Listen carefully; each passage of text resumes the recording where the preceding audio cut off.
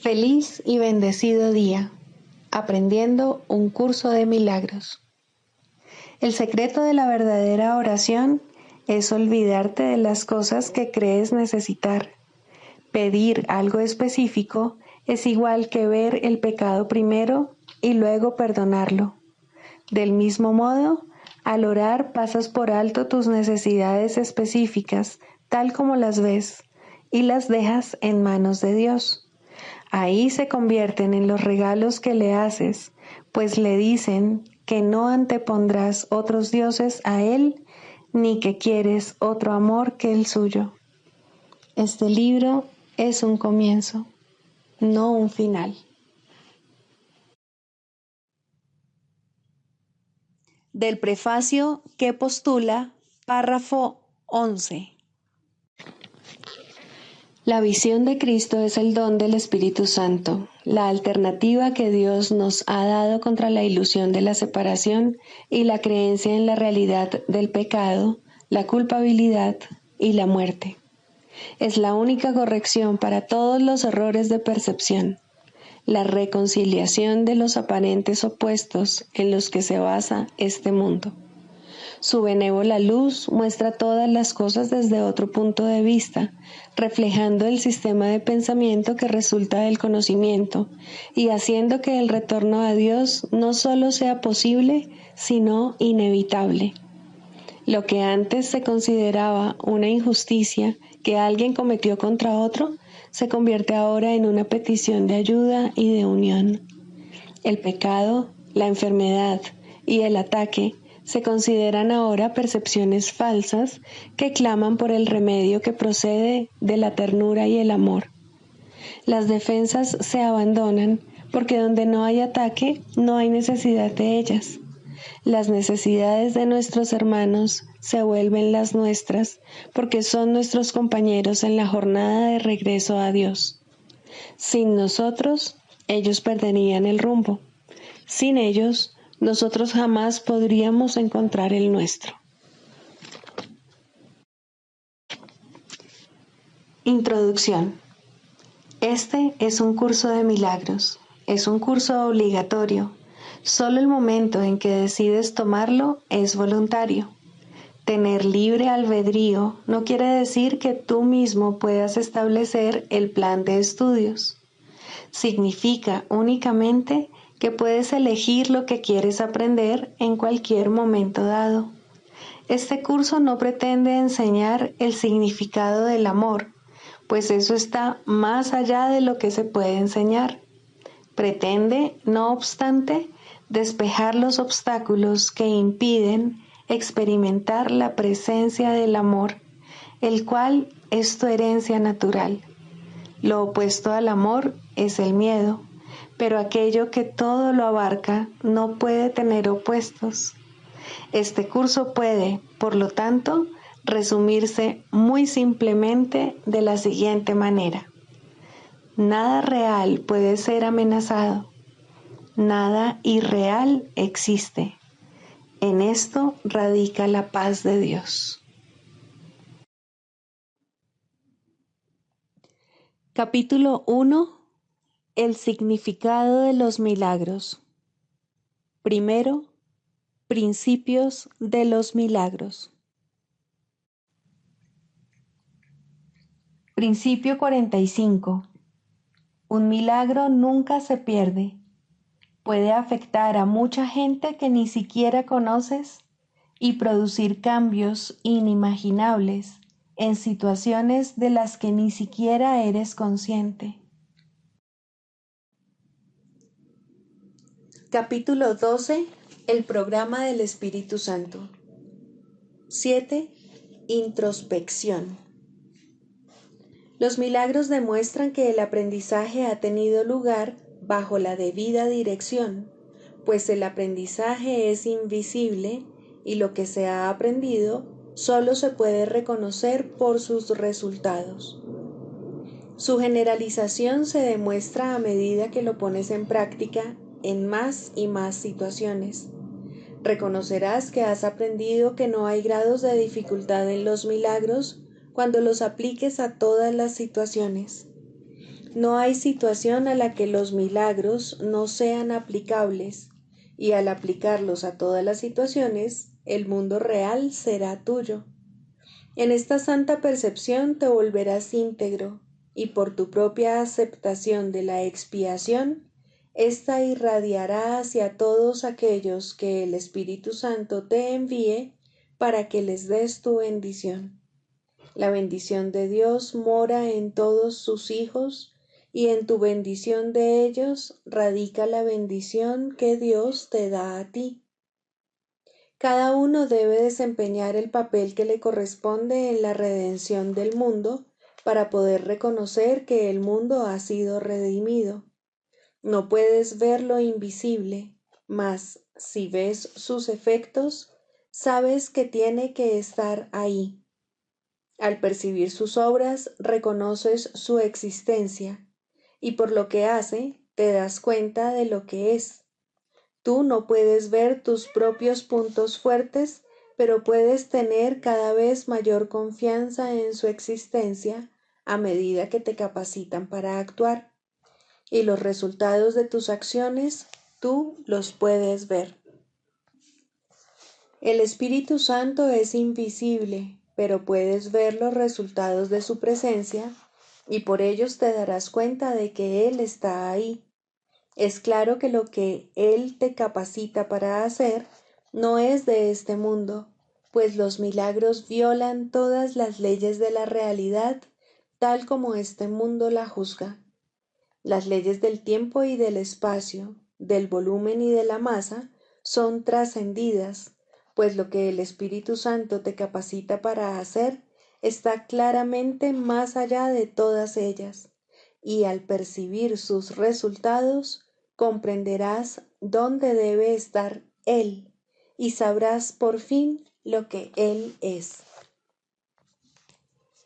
No puedes ver al Espíritu Santo, pero puedes ver sus manifestaciones, y a menos que las veas, no te darás cuenta de que Él está ahí. Los milagros son sus testigos y hablan de su presencia. Lo que tú no puedes ver únicamente cobra realidad para ti a través de los testigos que hablan en su favor. Puedes cobrar conciencia de lo que no ves y ello puede volverse increíblemente real para ti a medida que su presencia se ponga de manifiesto a través de ti. Lleva a cabo la labor del Espíritu Santo, pues compartes su función, de la misma manera en que tu función en el cielo es crear, aquí en la tierra es curar. Dios comparte tu función contigo en el cielo y el Espíritu Santo comparte la suya contigo en la tierra. Mientras sigas creyendo que tienes otras funciones, seguirás teniendo necesidad de corrección, pues dicha creencia es la destrucción de la paz, objetivo este que está en directa oposición al propósito del Espíritu Santo. Ves lo que esperas ver y esperas ver aquello que invitas. Tu percepción es el resultado de tu invitación y llega a ti tal como la pediste. ¿De quién son las manifestaciones que quieres ver? ¿De qué presencia quieres convencerte? Pues creerás en aquello que manifiestes, y tal como contemples lo que está afuera, asimismo verás lo que está adentro. En tu mente hay dos maneras de contemplar al mundo, y tu percepción reflejará el asesoramiento que hayas elegido. Yo soy la manifestación del Espíritu Santo, y cuando me veas, será porque lo has invitado a Él, pues Él te enviará sus testigos solo con que desees verlos.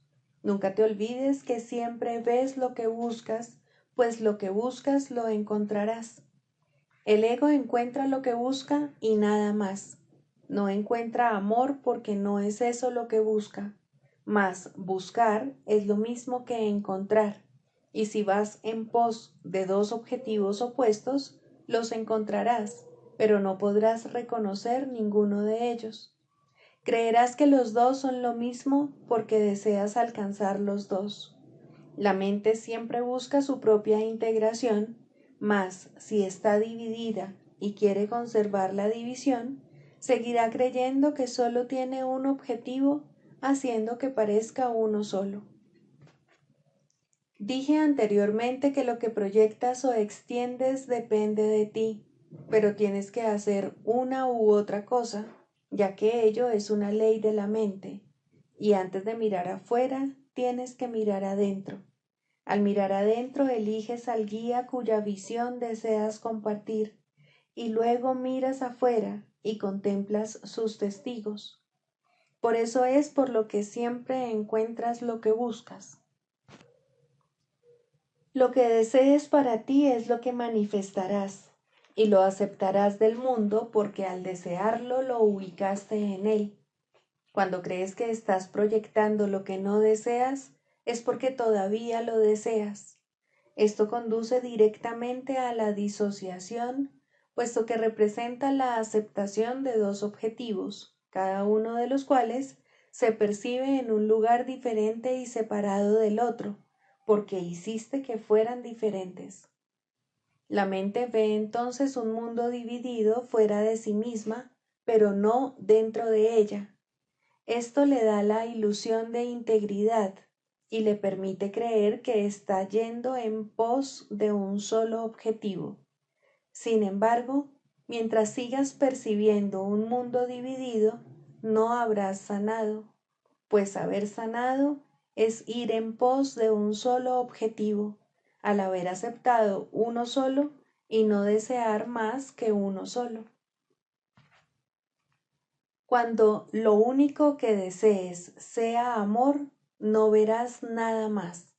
La naturaleza contradictoria de los testigos que percibes es sencillamente el reflejo de tus invitaciones conflictivas.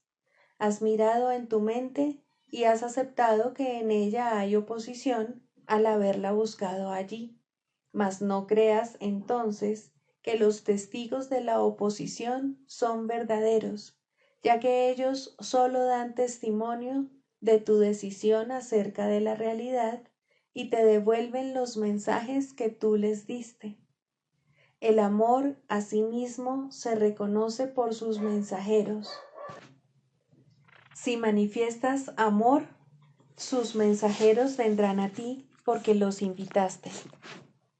El poder de decisión es la única libertad que te queda como prisionero de este mundo. Puedes decidir ver el mundo correctamente. Lo que hiciste de él no es su realidad, pues su realidad es solo la que tú le confieres. No puedes realmente darle a nada ni a nadie nada que no sea amor, ni tampoco puedes realmente recibir de ellos nada que no sea amor. Si crees que has recibido cualquier otra cosa, es porque miraste dentro de ti y creíste haber visto ahí la capacidad de poder dar otra cosa. Esa decisión fue la que determinó lo que encontraste, pues fue la decisión que determinó lo que tenías que buscar. Tienes miedo de mí porque miraste dentro de ti y lo que viste te dio miedo, pero lo que viste no pudo haber sido la realidad, pues la realidad de tu mente es lo más bello de todas las creaciones de Dios, puesto que procede únicamente de Dios. Su poder y grandeza solo habrían podido brindarte paz si realmente la hubieses contemplado. Si tienes miedo es porque viste algo que no estaba allí. Sin embargo, en ese mismo lugar pudiste haberme visto a mí y a todos tus hermanos en la perfecta seguridad de la mente que nos creó a todos, pues nos encontramos ahí en la paz del Padre, cuya voluntad es extender su paz a través de ti. Cuando hayas aceptado tu misión de extender paz, hallarás paz, pues al manifestarla la verás. Sus santos testigos te rodearán porque los invocaste y ellos vendrán a ti. He oído tu llamada y la he contestado, pero no has querido verme ni oír la respuesta que buscabas. Ello se debe a que eso no es todavía lo único que deseas. Sin embargo, a medida que yo me haga más real para ti, te darás cuenta de que, en efecto, es lo único que deseas.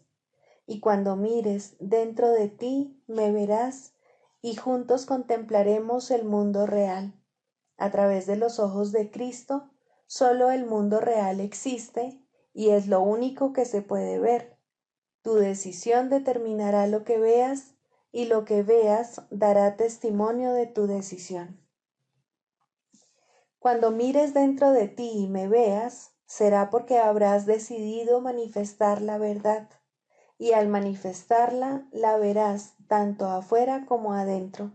La verás afuera porque primero la viste adentro. Todo lo que ves afuera es el juicio de lo que viste dentro. Si es tu propio juicio, será erróneo, pues tu función no es juzgar. Si es el juicio del Espíritu Santo, será correcto, pues su función es juzgar. Tú compartes su función solo cuando juzgas tal como Él lo hace, sin juzgar nada por tu cuenta.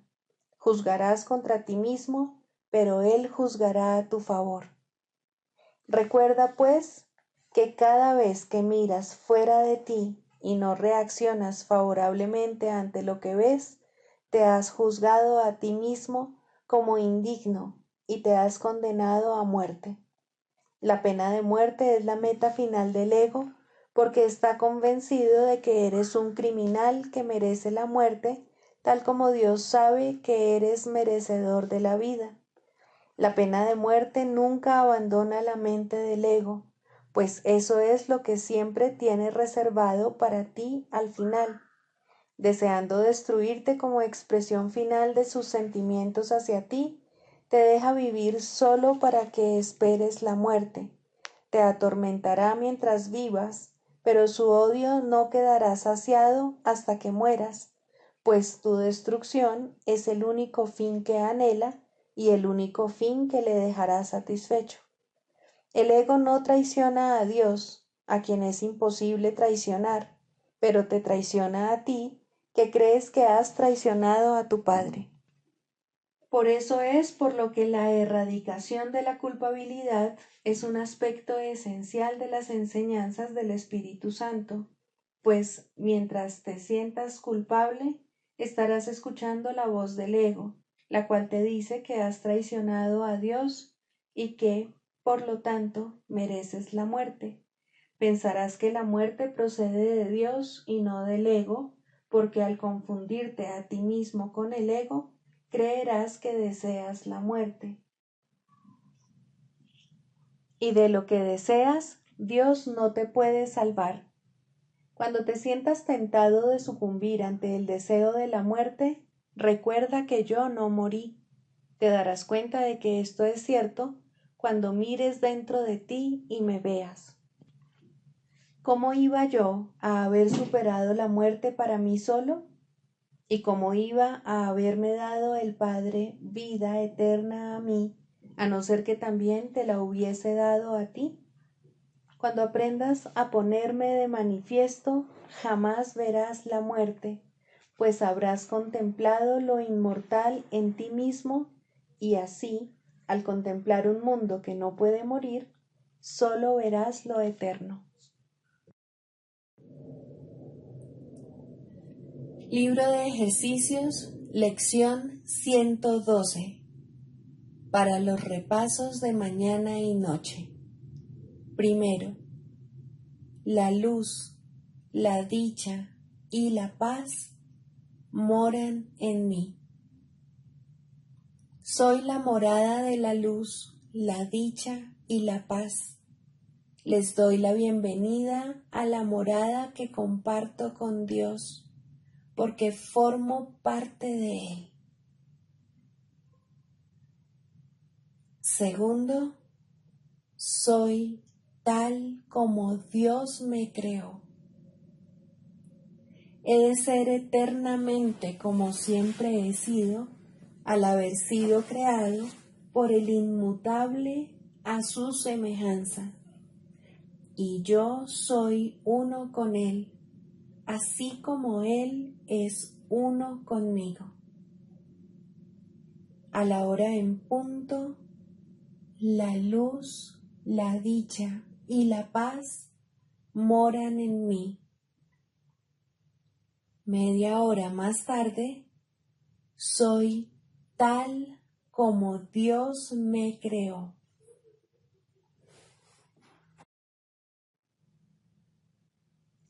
Del Manual para el Maestro, pregunta 4. ¿Cuáles son las características de los maestros de Dios? 2. Honestidad. Todas las demás características de los maestros de Dios se basan en la confianza. Una vez que ésta se ha alcanzado, las otras se suceden naturalmente. Solo los que tienen confianza pueden permitirse ser honestos, pues solo ellos pueden ver el valor de la honestidad. La honestidad no se limita únicamente a lo que dices. El verdadero significado del término es congruencia. Nada de lo que dices está en contradicción con lo que piensas o haces. Ningún pensamiento se opone a otro. Ningún acto contradice tu palabra, ni ninguna palabra está en desacuerdo con otra. Así son los verdaderamente honestos. No están en conflicto consigo mismos a ningún nivel. Por lo tanto, les es imposible estar en conflicto con nada o con nadie. La paz que experimentan los maestros de Dios avanzados se debe en gran medida a su perfecta honestidad. Solo el deseo de engañar da lugar a la pugna. El que es uno consigo mismo no puede ni siquiera concebir el conflicto. El conflicto es el resultado inevitable del autoengaño, y el autoengaño es deshonestidad. Para un maestro de Dios, nada supone un desafío, pues ello implicaría que se abrigan dudas, y la confianza en la que los maestros de Dios descansan con absoluta seguridad hace que les sea imposible dudar.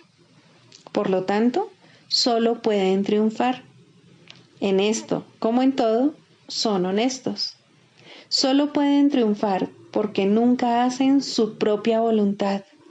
Eligen por toda la humanidad, por todo el mundo y por todas las cosas que en él habitan, por lo que es inalterable e inmutable, más allá de las apariencias, y por el Hijo de Dios y su Creador. ¿Cómo no iban a triunfar? Eligen con perfecta honestidad, tan seguros de sí mismos como de su elección.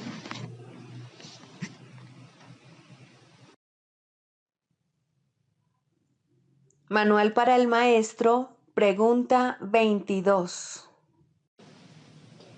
¿Qué relación existe entre la curación y la expiación? La curación y la expiación no están relacionadas, son lo mismo. No hay grados de dificultad en los milagros porque no hay grados de expiación. Este es el único concepto total que es posible en este mundo, porque es la fuente de una percepción completamente unificada. La idea de una expiación parcial no tiene sentido, del mismo modo como es imposible que haya ciertas áreas en el cielo reservadas para el infierno. Acepta la expiación y te curarás. La expiación es la palabra de Dios. Acepta su palabra y ya no quedará nada que pueda dar lugar a la enfermedad. Acepta su palabra y todo milagro se habrá realizado. Perdonar es curar. El Maestro de Dios ha decidido que aceptar la expiación para sí mismo es su única función. ¿Qué puede haber entonces que Él no pueda curar? ¿Qué milagro se le podría negar? El progreso del Maestro de Dios puede ser lento o rápido, dependiendo de si reconoce la naturaleza inclusiva de la expiación o de si, por algún tiempo, excluye de ella ciertas áreas problemáticas. En algunos casos se alcanza una súbita y total conciencia de cuán perfectamente aplicable es la lección de la expiación a todas las situaciones, mas esos casos son relativamente raros. El Maestro de Dios puede haber aceptado la función que Dios le ha encomendado mucho antes de haber comprendido todo lo que esa aceptación le aportaría. Solo el final es seguro. En cualquier momento a lo largo de su camino puede alcanzar el entendimiento necesario de lo que significa la total inclusión. Si el camino le parece largo, que no se desanime. Ya ha decidido qué rumbo quiere tomar. Eso fue lo único que se le pidió, y habiendo cumplido con lo requerido, ¿le negaría a Dios lo demás? Para que el Maestro de Dios progrese, necesita comprender que perdonar es curar. La idea de que el cuerpo puede enfermar es uno de los conceptos fundamentales del sistema de pensamiento del ego. Dicho pensamiento le otorga autonomía al cuerpo, lo separa de la mente y mantiene intacta la idea del ataque. Si el cuerpo pudiese enfermar, la expiación sería imposible. Un cuerpo que pudiese ordenarle a la mente hacer lo que a él le place, podría sencillamente ocupar el lugar de Dios y probar que la salvación es imposible. ¿Qué quedaría entonces que necesitase curación? Pues el cuerpo se habría enseñoreado de la mente. ¿Cómo podría entonces devolvérsele la mente al Espíritu Santo sin destruir el cuerpo? ¿Y quién querría la salvación a este precio? Ciertamente no parece que la enfermedad sea una decisión, ni nadie cree realmente que lo que quiere es estar enfermo. Tal vez pueda aceptar la idea en teoría, pero rara vez la aplica de manera consistente a todas las clases de enfermedad que percibe en sí mismo o en los demás. No es tampoco en este nivel donde el Maestro de Dios invoca el milagro de la curación. Él mira más allá de la mente y del cuerpo y ve únicamente la faz de Cristo resplandeciendo ante él, corrigiendo todos los errores y sanando toda percepción. La curación es el resultado del reconocimiento por parte del Maestro de Dios de quién es el que necesita ser curado. Este reconocimiento es aplicable solo a algunas cosas. Es verdad con respecto a todas las cosas que Dios creó. En dicho reconocimiento se subsanan todas las ilusiones. Cuando un maestro de Dios no puede curar, es porque se ha olvidado de quién es. De esta forma, la enfermedad de otro pasa a ser suya. Al permitir que esto suceda, se identifica con el ego del otro y por lo tanto confunde a éste con un cuerpo. Al hacer eso, se niega a aceptar la expiación para sí mismo y es imposible que pueda ofrecérsela a su hermano en el nombre de Cristo. De hecho, será incapaz de reconocer a su hermano en absoluto, pues su padre no creó cuerpos y por consiguiente solo estará viendo en su hermano lo irreal. Un error no puede corregir otro error y una percepción distorsionada no cura. Hazte a un lado, Maestro de Dios, has estado equivocado. No señales el camino, pues has perdido el rumbo. Dirígete de inmediato a tu Maestro y deja que Él te cure. La ofrenda de la expiación es universal. Es aplicable por igual a todo el mundo y en cualquier circunstancia. En ella reside el poder de curar a cualquier persona de cualquier clase de enfermedad. No creer esto es ser injusto con Dios y por ende serle infiel. El que está enfermo se percibe a sí mismo como separado de Dios. ¿Quieres verle tú, además, separado de ti? Tu tarea es sanar la sensación de separación que le hizo enfermar. Tu función es reconocer por él que lo que cree acerca de sí mismo no es verdad. Tu perdón debe mostrarle eso. Curar es muy simple. La expiación se recibe y se ofrece.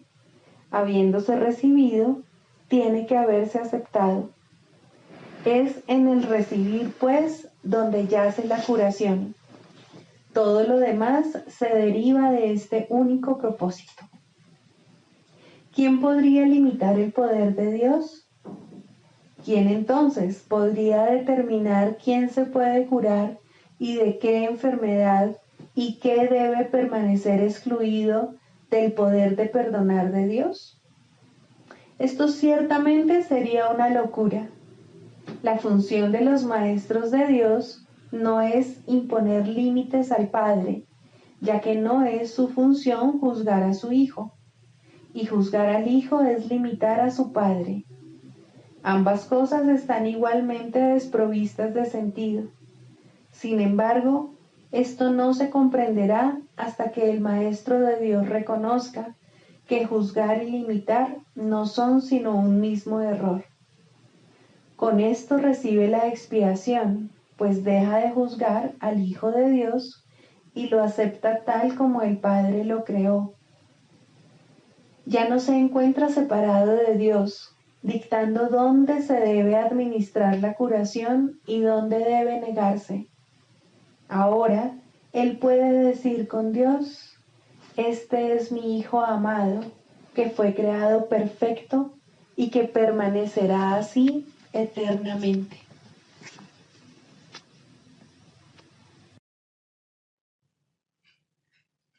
Clarificación de términos. El ego, el milagro. Las ilusiones no perdurarán. Su final es indudable y eso es lo único que es seguro en su mundo. Por eso es por lo que es el mundo del ego. ¿Qué es el ego? El ego no es más que un sueño de lo que en realidad eres, un pensamiento de que estás separado de tu Creador y un deseo de ser lo que Él no creó. El ego es un producto de la locura, no de la realidad. Es tan solo un nombre para lo innombrable, un símbolo de lo imposible, una elección de opciones que no existen. Le damos un nombre solo para que nos ayude a entender que no es más que un pensamiento ancestral según el cual aquello que se ha inventado es inmortal. Mas, ¿qué podría proceder de ello excepto un sueño que, al igual que todos los demás sueños, tan solo puede terminar en la muerte? ¿Qué es el ego? El ego no es nada, pero se manifiesta de tal forma que parece ser algo. En un mundo de formas no se puede negar al ego, pues solo él parece real. Mas, ¿podría el Hijo de Dios, tal como su Padre lo creó, morar en una forma o en un mundo de formas? Si alguien te pide que definas al ego y expliques cómo se originó, es porque cree que el ego es real e intenta, por definición, asegurarse de que su naturaleza ilusiva quede oculta tras las palabras que parecen otorgarle realidad. Ninguna definición que se haya hecho de una mentira puede hacer que ésta sea verdad, ni tampoco puede haber una verdad que las mentiras puedan realmente ocultar.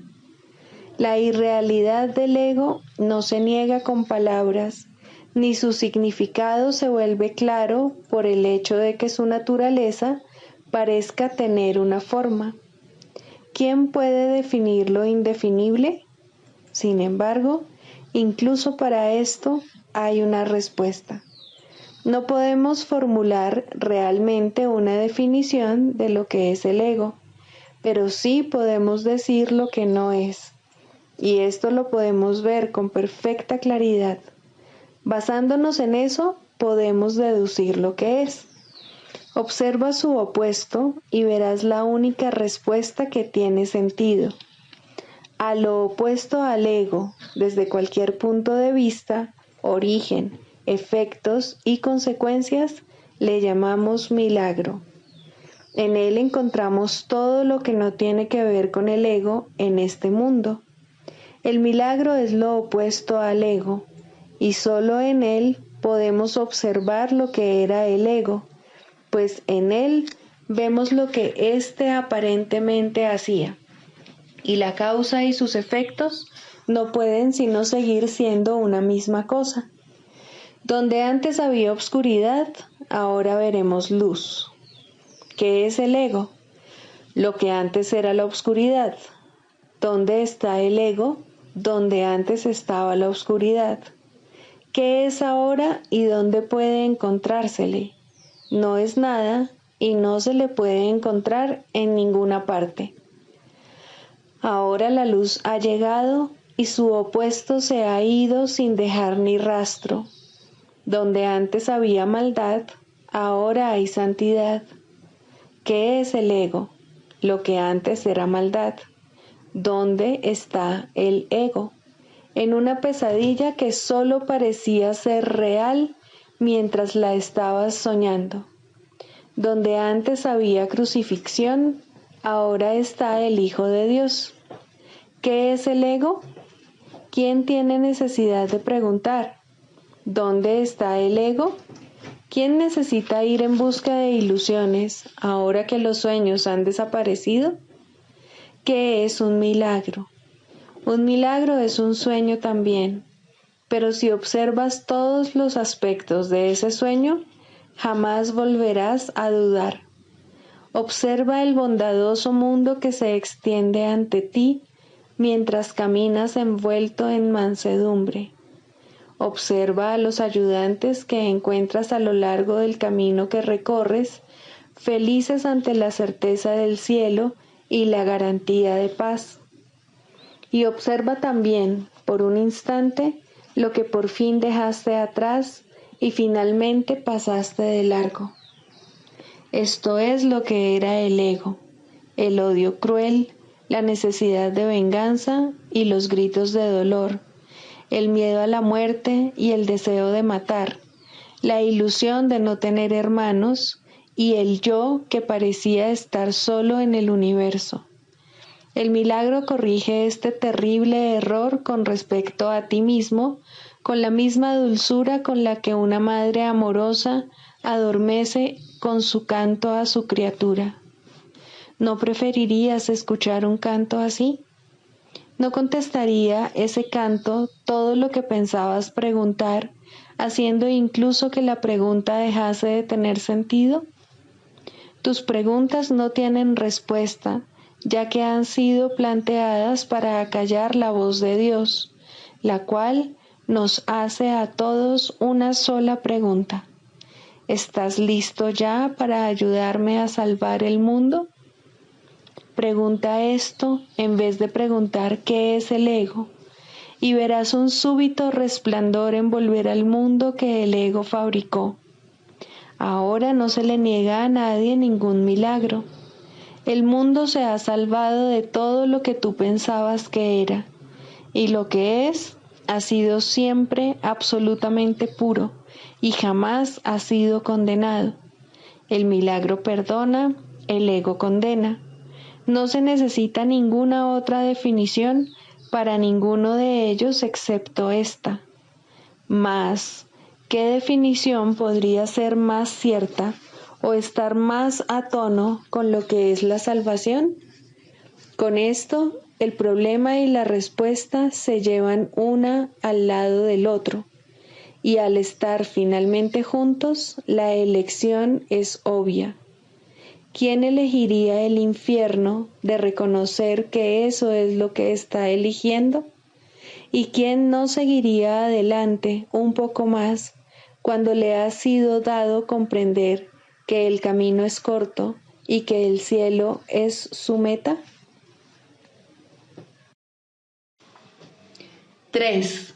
La práctica de la psicoterapia. Primero, la selección de pacientes.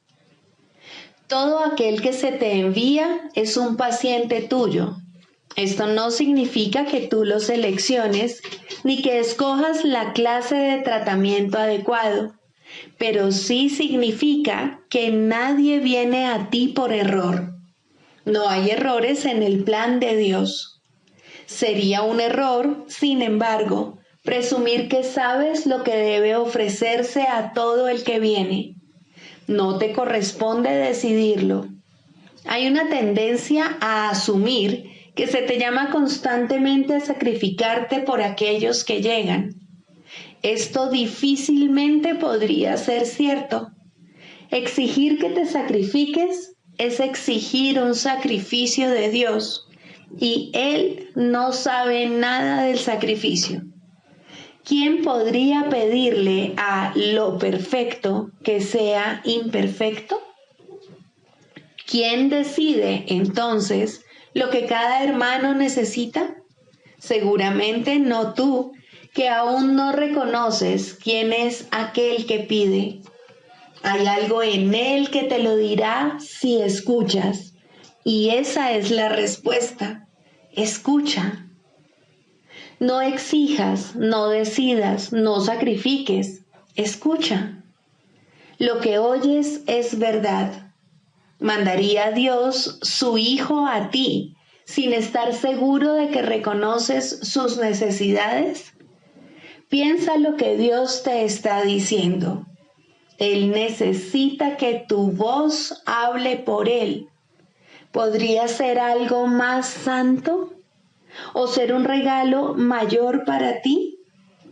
¿Preferirías escoger quién sería Dios o escuchar la voz de aquel que es Dios en ti? Tus pacientes no necesitan estar físicamente presentes para que les sirvas en el nombre de Dios.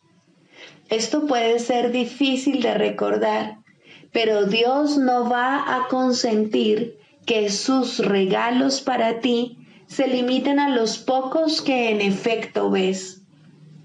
Puedes ver otros también, pues la visión no está limitada a los ojos del cuerpo.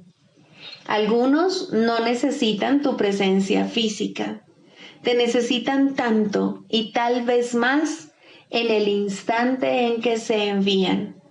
Los reconocerás en la forma que pueda ser más útil para ambos. No importa cómo vengan, serían enviados en la forma en que sea más útil. Un nombre, un pensamiento, una imagen, una idea, o tal vez simplemente una sensación de estar llegando a alguien en alguna parte. La unión está en las manos del Espíritu Santo. No se puede evitar lograrla. Un terapeuta santo, un maestro de Dios avanzado, nunca olvida una cosa. No fue él quien hizo el currículo de la salvación, ni quien estableció su parte en él. Entiende que su parte es necesaria para el todo, y que a través de ella reconocerá el todo cuando su parte esté completa. Entre tanto, debe aprender, y sus pacientes son el medio que se le ha enviado para su aprendizaje. ¿Qué otra cosa sino gratitud podrías sentir por ellos y hacia ellos? Traen consigo a Dios. ¿Rechazaría este regalo por un guijarro o cerraría la puerta al Salvador del mundo para dejar entrar a un fantasma? Que no traicione al Hijo de Dios. Quien lo llama está más allá de su comprensión, pero no se alegraría de poder responder cuando sólo así será capaz de escuchar la llamada y entender que es la suya.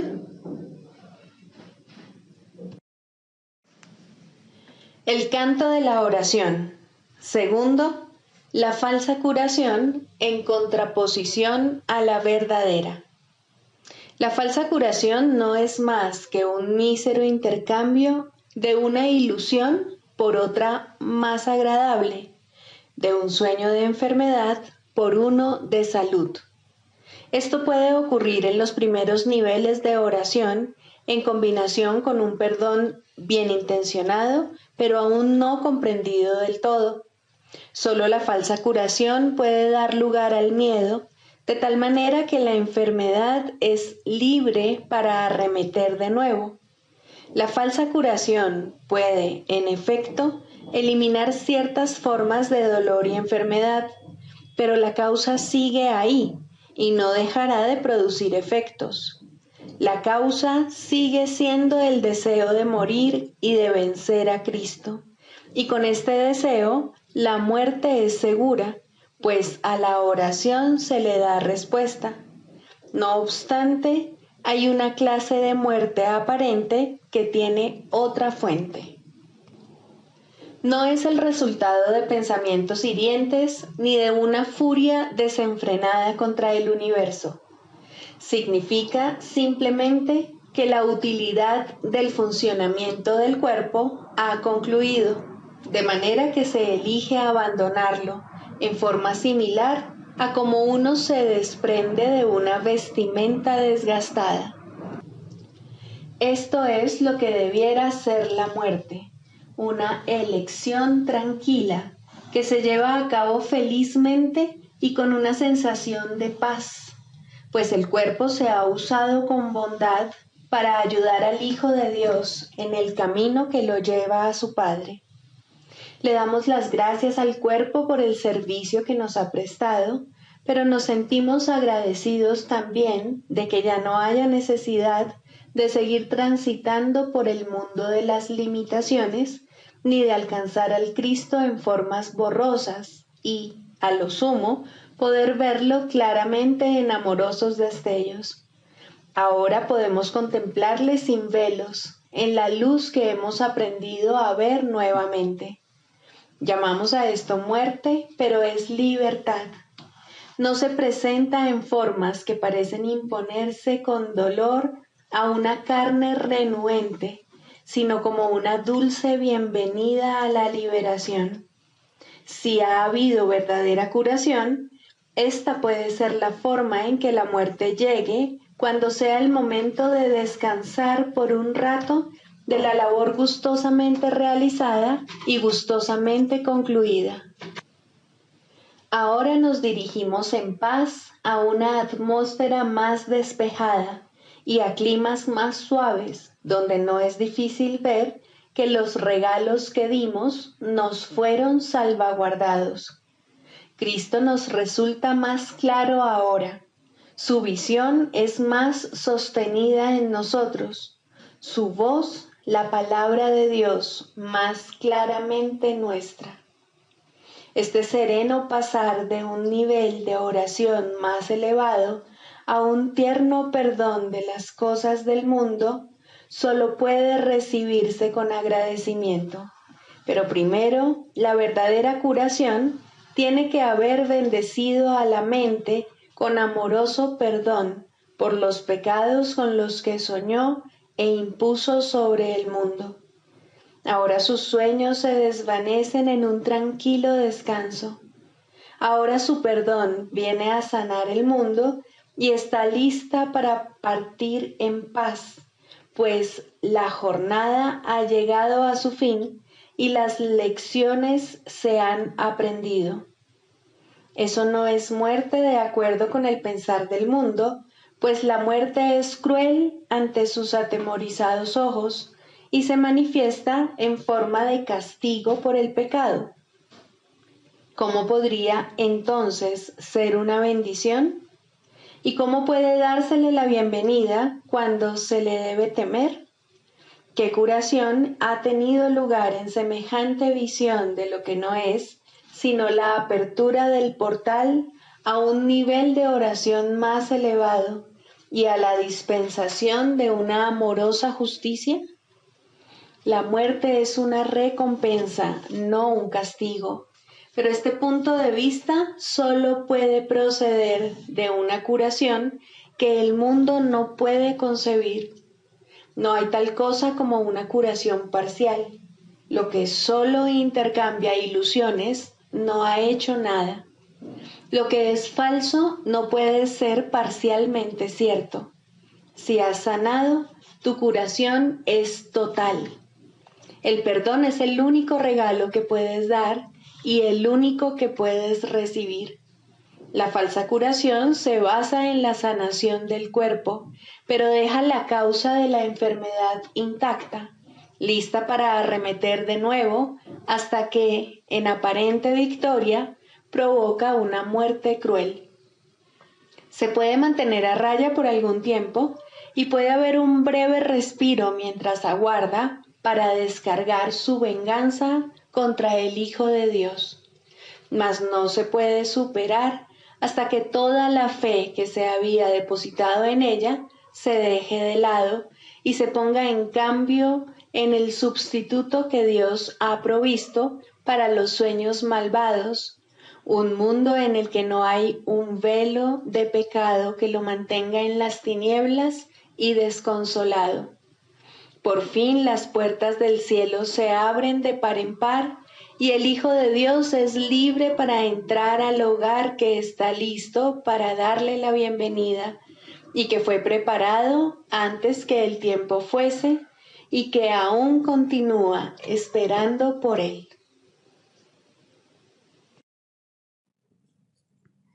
Sigamos a Jesús haciendo del perdón algo tan natural como respirar y algo tan vital como el aire.